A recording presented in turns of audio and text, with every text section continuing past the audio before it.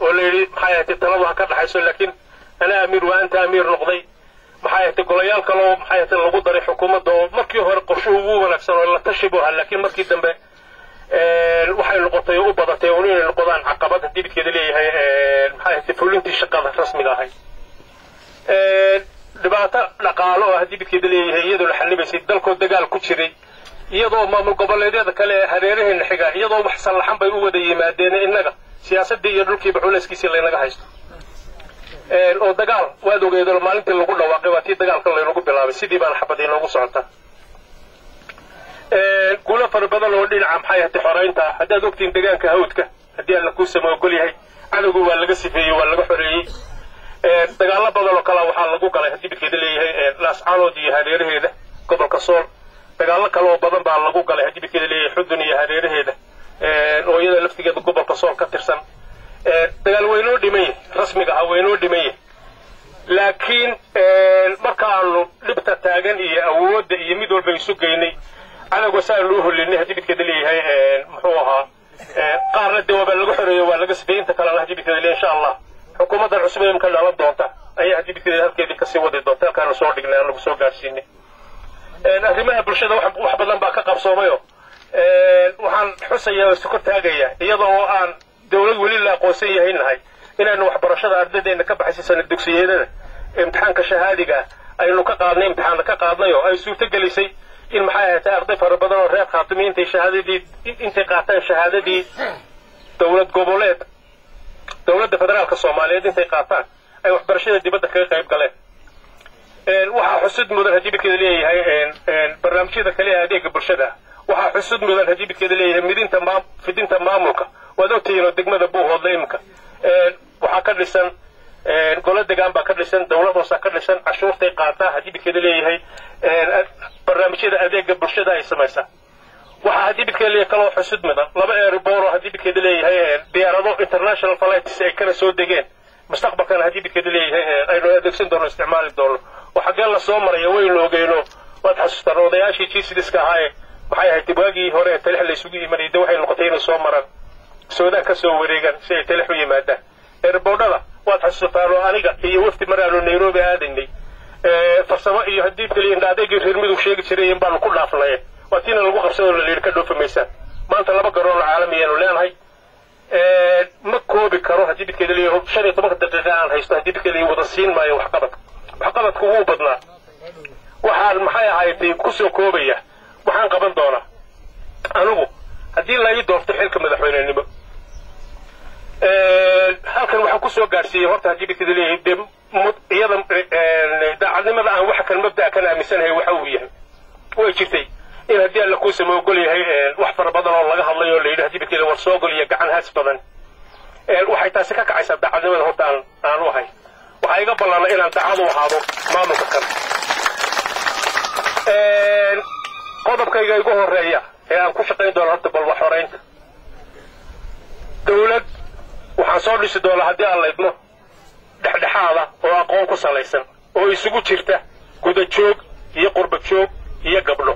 inta bay isugu jirtaan dhisi doona hadda doorataan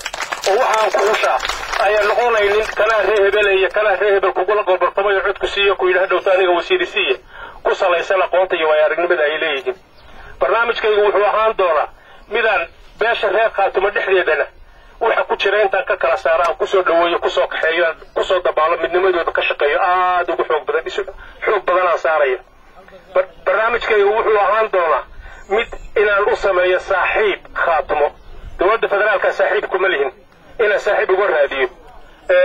gobolada kale maxay ahayd ama Puntland ha ahaado ama hadii kale maamul goboleedka kale ha ahaado ama qabaa'ilka kale Soomaaliyeed saaxiib kuma lihin dowladaha aynu dariska nahay saaxiib badan kuma lihin dhulkaas oo dhan inaan uga sameeyo saaxiib siyaasadeed iyo mid toleedba hadii la ku sameeyo goliye khaatimo calow uma baahna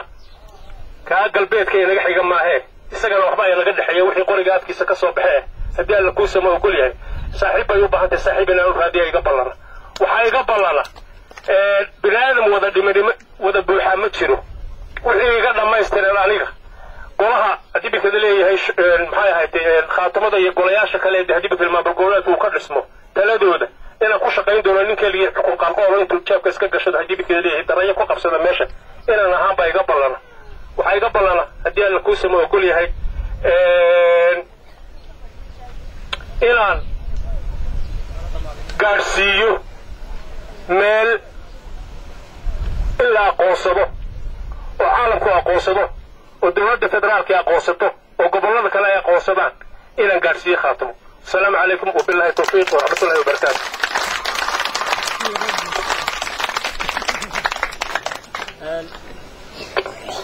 هذه أبو معسيهاي مدحوينه إني سدح لي سنة لصوت في محمد يوسف جامع عند شيل هذا لو حنسوك عنا يا مشرح اللبات شغل مدحوين لماذا خاتم استيد في صوماليا وبروفيسور دكتور علي خليف قناع سودو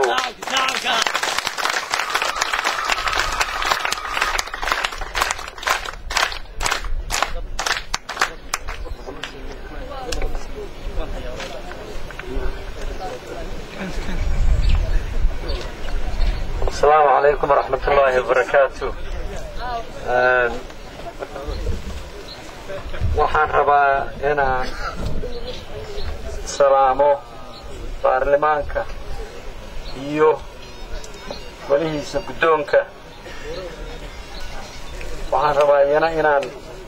salaamo maba arko laakiin golihiisa sare dhaqanka cidina galma joogta miya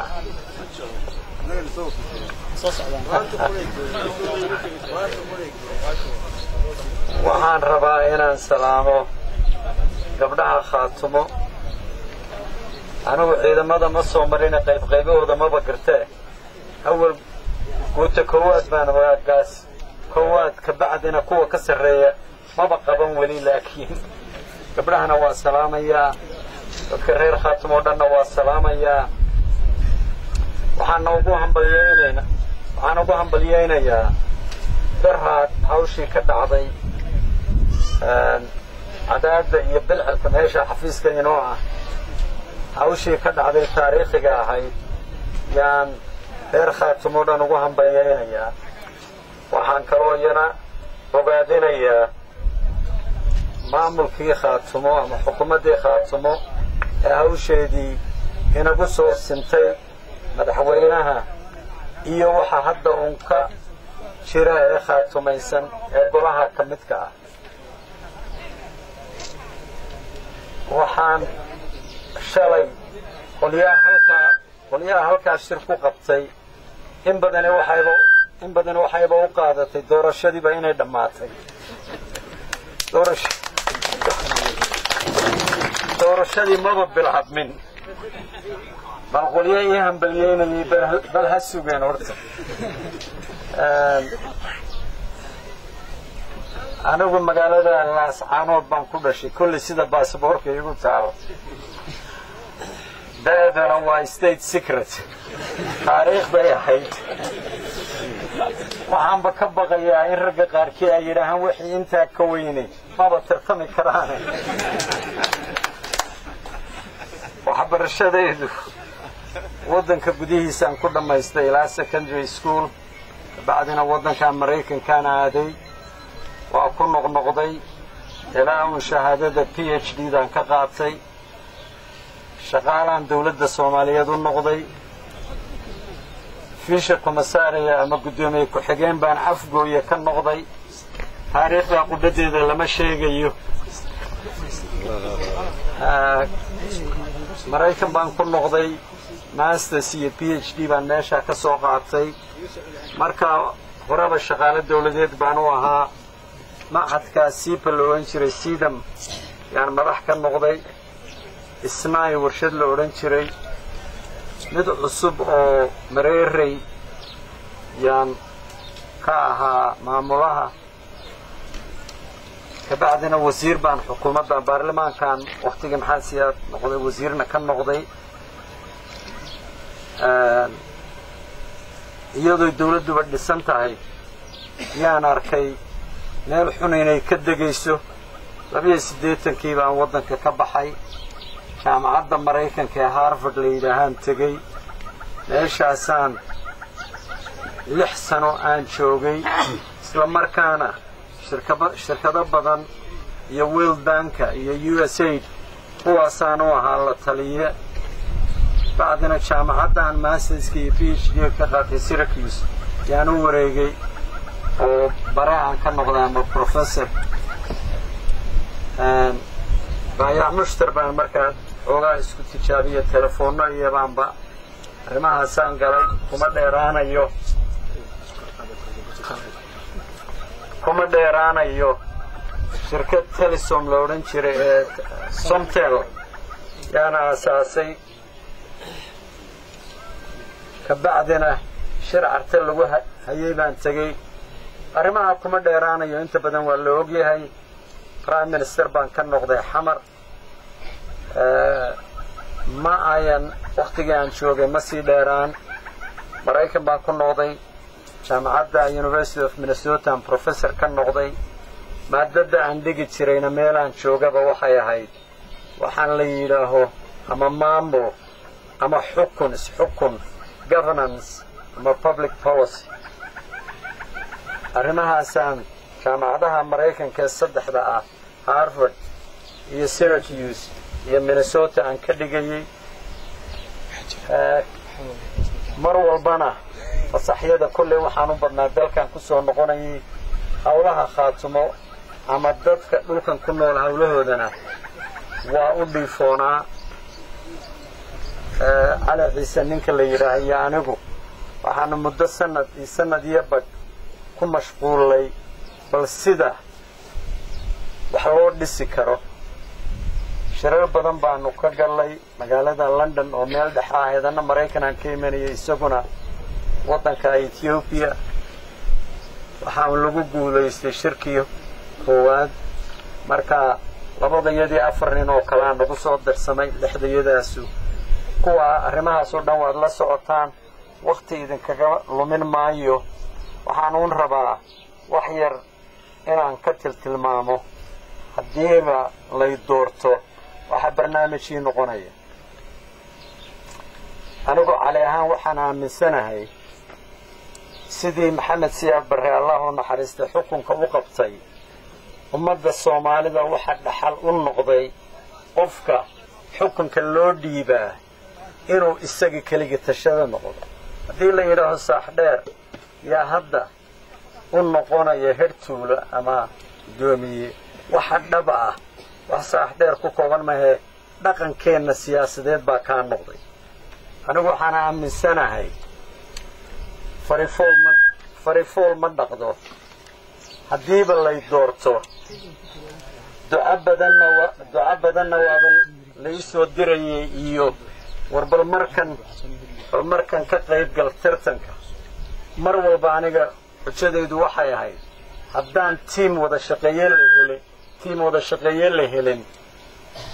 aniga keligay iyo 2 iyo 3 toon waxba kama qaban karaan anigu tiibaan ku buuxaa siyaasaduna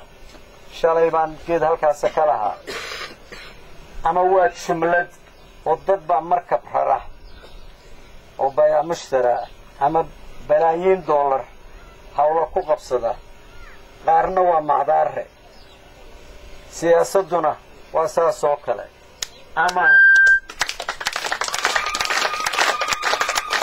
ama wuxuu inay noqdaan in la koraa fiicane reerkan iyo qoyskeena aan dhaafno aniga waxaa ii barnaamijka koowaad xukunka ama ismaamulka halkan ka dhismi doonaa xukun tala wadaaga inuu noqdo dawlad yar oo madaxweynaha iyo madaxweyne ku-xigeenku ay gudoominayaan dawlad yar oo kooban oo tayo leh oo wada shaqeeya aniga taasaa kow ii ah hadda mid baa iga codsiya haddii intaa laga dhigo cid walba waxay odhanaysaa waa hadal fiican waa ilaahay ha laga yaabo laakiin hadhowna tabtaynu isla naqaan waxa weeye qoys walba inuu waraaqdiisa keensado oo yidhaaho annaku bal waxa guud waa meesheeda ilaahay ha laga yaabadee annaku kanaanu rabnaa hadda kala rabaa la ismaba weydiin tiimka inuu ka mid noqon karo waxbarashadiisa la isweydiin maayo annaka kaasaa naga wakiila isaga waa inaad qaadaa hadda ifafaalaha meesha ka muuqdaa ima xajabinayo anigu arrintaasaa kow ii ah arrinta labaad waa xoraynta dalka hadal dambe uma baahna xoraynta dalku siyaalo badan oo siyaasadeed iyo caqli iyo tabaal loo baahan yahay waa run marka ugu dambaysana dagaal bay noqonaysaa inaynu galno ilaynina dayn waaye oo waa abhinaye dagaalkaasna bal siyaalaha wax inooga mahmahdeene dagaalkaana inaynu ka boganno habka aynu u dagaalamayno iyo ciidanka aynu dhisayno waxaynu hadda badanaynu halka kaga wada hadlaynaa ma jirtee arrimahaasoo dhan in la qorsheeyo oo cidda hawlaha taqaana looga dambeeyo laakiin waxaa political guidance ama siyaasadda lagu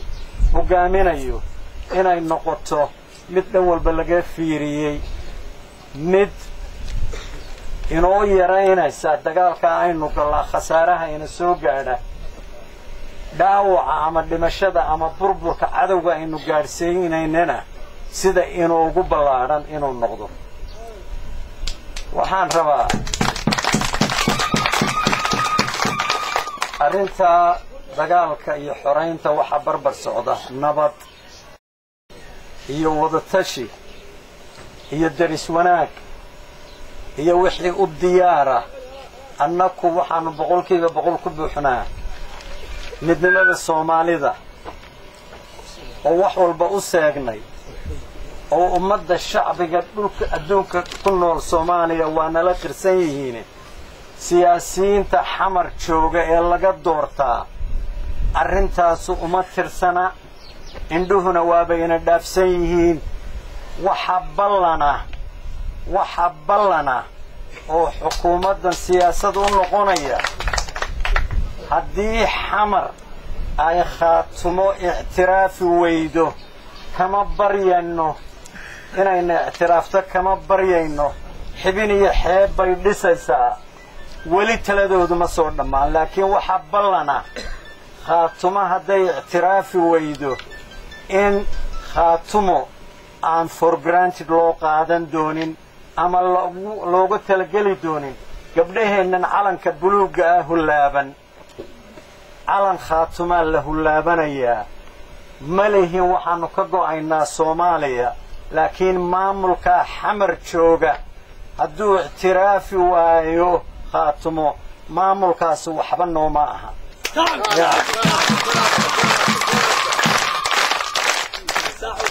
nabad baanu rabnaa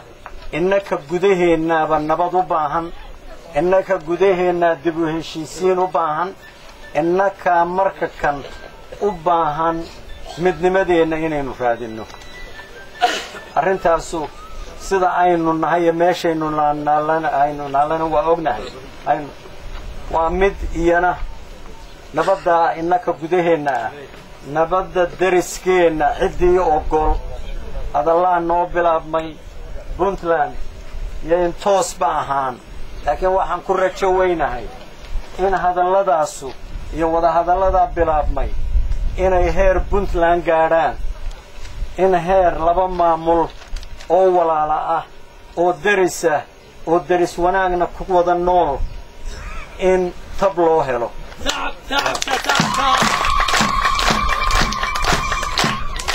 Somaliland haddii dadku ay miirsadaan hadda waxna waa la sheegayay oo lagu celcelinayay oo khaatib billaahi baan ka joogay Somaliland buu cali u xaqliya waruma xaqliyo haddiise ay miirsadaan shacbigaas maamulkaasu waa maamul waxaan hore taariikhda inoo soo marin ina baday waxaan naga dhaxeeyaa ee xeerka aynoo dhiganayna waa xabad laakiin shacbiga dhulka ku nool gacmo furan baanu jecelahay inaanu ku soo dhaweyno wada hadal nabadeedna in la helo hal daqiiqaba leeyahay haddaydan ku xila furaynin inay xoogaa iu daayaan nabadaana waa rabnaa daris wanaaggaana waa rabnaa Etoobiyana waa badalka hadda noo hiiliyay maanta meeshaynu joognaa ee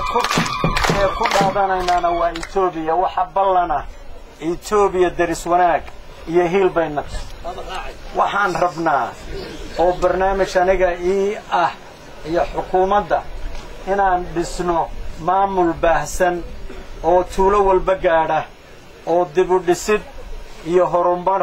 dhaqaale iyo bulsho iyo siyaasadba tuulo walba oo khaatuma ah inay gaadho maamulkaas iyo siyaasadda lagu hogaaminaya yaa iga ballana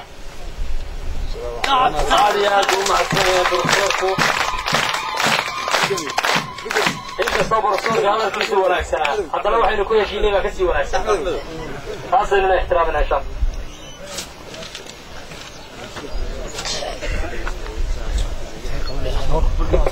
هذا فرينتا soo furay gudoomiyaha baarlamaanka hadda halkay loogu sareeyay siyaasadda gacanta ku haya wuxuu soo furay mas'uuliyiinta waxa jaaliska ah oo qofka laga helaa sida uu yeelayo inuu halkay nooga sheego madaxweyne ku noqon mar labaad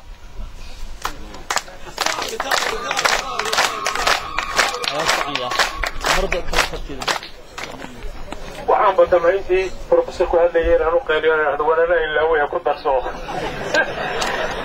waxaan sidaa ka kala goyn waqtiga yara xidhiidhiye waa mahadsan yahay gudoomiyaha iyo hadidkeeda leeyahay guddiga doorashada jaaliska siisay mar kale qodobkii dhaafi maayo la ii soo kiciyey oo ah maxaan yeelayaa haddii la ii dooran waayo madaxweynaha khaatamo waxaan yeelayaa waan hambalyaynayaa ciddii loo doorto waxaa ballana inaan la shaqeeyo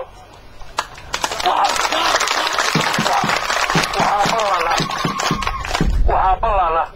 haddaan qaal baa ilahaa maanta qaal baa ila hadlayo oo ilahaa haddii bakeli barciyo halgeysii kala soo hadlayo oo ilahaa war dagaaligii shidaal ma kuugu jira aad soo dhaqaaqdeen waxaan ku yidhi haddaan soo dhaqaaqaya markii aan sararta weynaaba soo dhaqaaqi lahaay haddii bakeli waxaa ballana inaan bari iyo galbeed midna shaqadii inaan uga baxo khaatamo ah haddii ama ii dirsato ama ii dirsan caalamka iyo tayda baana soo diray muxuu ahaa inaan khaatamo ahay oo ahaado oo aanan mabda kale oo ka sokaya intaana qaadan والسلام عليكم ورحمة الله وبركاته. هذا يا أبو مهسيا مدحوينا عمرك أبو هراغو هذا الكي أنا كعب عني بالمثلي بروفيسور عاصر كله كل غمر لبا.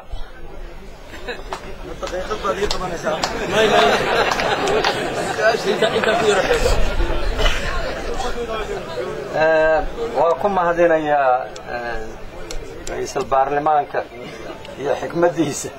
وحن ربا سياسة iyo dimuqraadiyadda dadku wuxuu bay ka hadlaan majority rules ama hadii goor cidda codka hesha ayaa u xukunta dimuqraadiyaddu ma socoto haddaan kuwa laga reeyaa ayaan ogolaan macnaha dimuqraadiyaddaaba sidaa aniga waayadanba waa lay ducaynayay haddii ay si allaba u dhacdo oo aan ku guulaysan waayo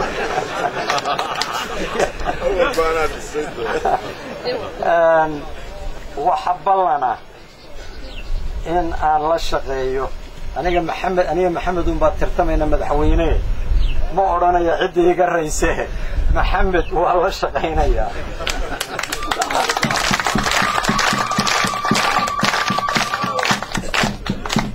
dilaalana waaba tegayaayo habaryarta caasho dheer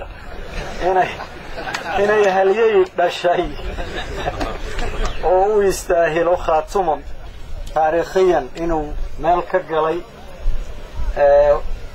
waxaana aan rabaa oo muran madoonto ah si allaale sidii xitaa haddii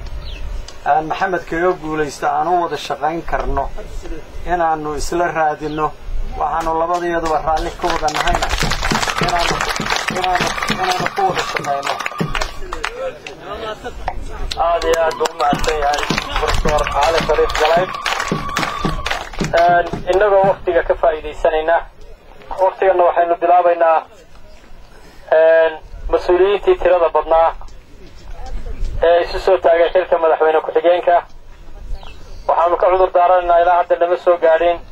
mas-uul kale oo soo gudbiyey arji ama codsi tilmaamaya inuu doonayo